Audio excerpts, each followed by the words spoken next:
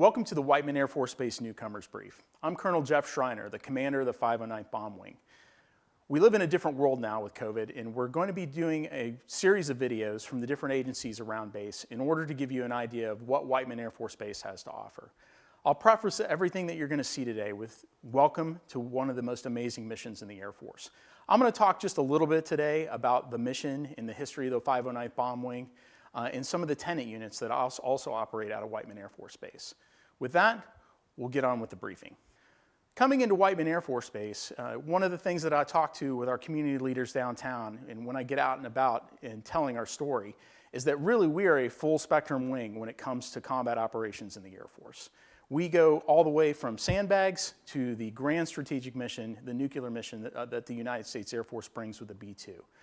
I say that because we have the National Guard, the 131st Bomb Wing here, which routinely gets activated for state missions and does things like doing sandbags and works around the state when natural disasters happen, all the way up to the 509th. But in addition to that, we have many other additional units on base that are doing amazing things for our nation. For example, the 20th Attack Squadron. That's a UAS squadron with MQ-9s that operates control stations right out of here 365 days a year. They were the most kinetic mission in the Air Force last year, dropping the most munitions, and also was the award winner of the top UAS squadron for all the Air Force last year. We have the A-10s, the 442nd Reserve Wing. So we have Guard, Reserve, and active duty here on base, flying A-10s, doing amazing things downrange on a pretty routine basis. In addition, you'll see T-38s in the sky around here. T-38s are used as the companion trainer program for the B-2. When our B-2 pilots fly the B-2, typically they only fly 2 or 3 times a month, and it gives us an opportunity with the T-38 to get a lot of additional sorties in at a very low cost to the government.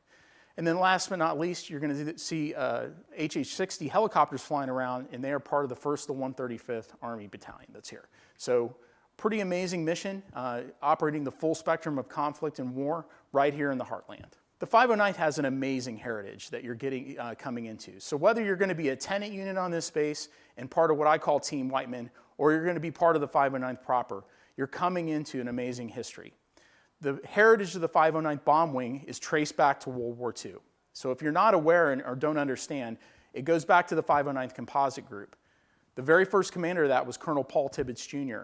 And what really is the legacy of the unit is they were the only unit to drop atomic weapons in combat. So the Enola Gay in Hiroshima on 6 August 1945, and then followed up 3 days later by boxcar over Nagasaki. That is a heritage that we take very seriously at this base. When we talk about being tied to the only unit that dropped nuclear weapons in combat, it's not something that we say in a celebratory way. But what we say is it's a time-honored tradition that we have to take seriously. And that's why you'll hear me say many times in meetings all over the base that the most important and most critical mission that we do at this base is our nuclear mission. A little bit about the base history itself.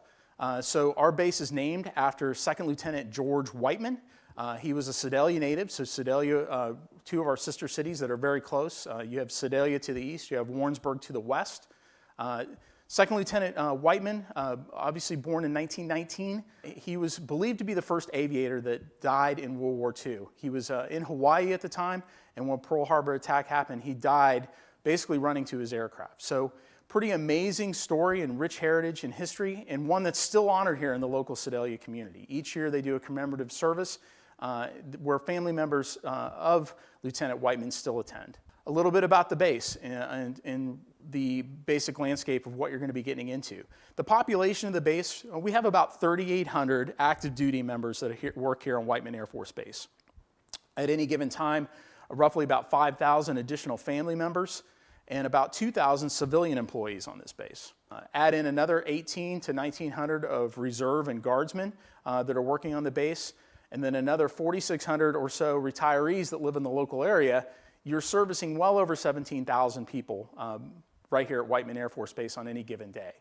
The base itself is quite large.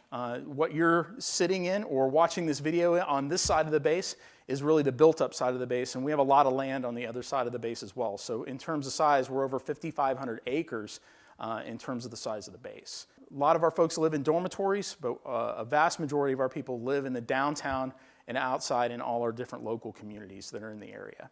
The economic impact is pretty far-reaching. The newest statistics we have are a little bit dated back to 2017, but it was over a $650 million impact on the local community, just in terms of the payroll and the expenditures and the value of the jobs that are created by the base. So for Central Missouri, when we talk about Knob-Noster and the surrounding small communities, we have an amazing impact, and we also have an amazing responsibility because of that to be a good mission partner for our local communities. All right, it wouldn't be a briefing if I didn't talk a little bit about the 509th and the B-2 and what the B-2 brings to the fight. So we're not going to get into all the specifics today, but in general terms, when we talk about strategic bombers and what strategic bombers really do, there's some common elements that all of them have. They all have long range. So if we look at the B-1 or the B-52, they all are precise. Modern avionics, modern weapons have been put into all our platforms that we have in Global Strike, and they all bring large and lethal payloads to the fight. The one thing that is unique to the B-2 and unique to Whiteman Air Force Base is the stealth aspect. We're the only stealth bomber in the world right now. And really, if you look at it in terms of what our adversaries bring to the fight, there's a lot of bluster about what they may be building, but in reality, we think we're the only one and the only one that's going to be effective for decades to come. That's really what we bring. We combine all those capabilities together, and we put it in a stealthy package that allows us to be able to go out and hold any target at risk on the face of the planet. And we routinely do that and exercise that capability all the time here at Whiteman Air Force Base. So when we talk about sending a B-2 from here somewhere halfway around the world, we're doing that right out of Whiteman with air refueling and being able to fly those missions, sometimes in upwards of 30 hours. The strategic environment right now, this isn't a political science lesson, but in a base like this where you're dealing with an asset like the B-2, you have to understand that we're at the cutting edge of the fight. So when we talk about the adversaries, the one that really crosses everybody's mind, because we've been in that conflict since 9/11, is the terrorist threats out there. The B-2 certainly has the capability to do that kind of fight, that non-contested environment fight that's out there, but really our bread and butter and our ability that we have with stealth is to go after near-peer adversaries and to hold them at risk, and by doing that, deter our near-peer adversaries from being able to want to even start a fight in the first place. So the strategic environment, without getting into a lot of specifics of countries that are out there right now, there's certainly countries on the face of the planet right now that we need to be concerned about. China and Russia are the two most open that we need to be. It doesn't necessarily mean that they're enemies, but it means that they're peer competitors that we need to be ready to compete with on a moment's notice. You're part of the mission that deters countries like China and Russia and allows us to have a safe environment here in this country. What I want you to walk away with from my part of the briefing today is that you're coming into an award-winning team. And that's not just the 509th. The 442nd, the 20th Attack, the 1st, the 135th, the 131st Bomb Wing, they all bring amazing capability in the fight, and they all are winning awards and doing amazing things across the base. What I need you to do is understand that you're coming into an amazing mission and find a way to find your place in where you're at.